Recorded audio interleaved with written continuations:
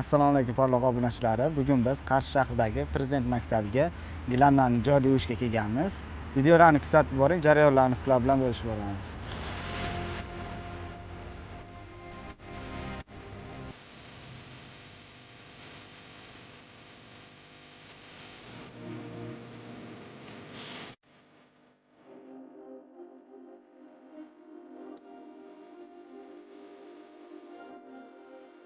Mana hozir biz ichkariga kirdik.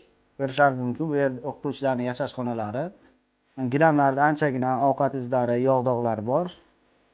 Buni maksimal ketkazamiz.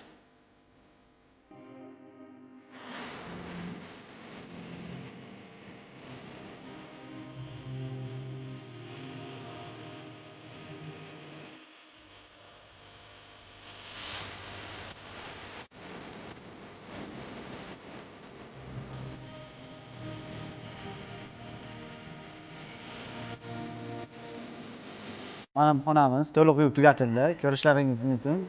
Yog'dan qolgan dog'lar, yog' izlari to'liq bartaraf etildi. Gilam yotib qolgan tolalari qayta tiklandi.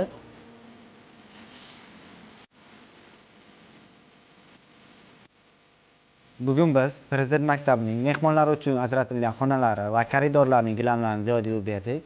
Kimga shunaqa xizmatlarimiz kerak bo'lsa, quyidagi raqamlarga murojaat qilishingiz mumkin. Aytgancha, bizni kuzatishda davom eting.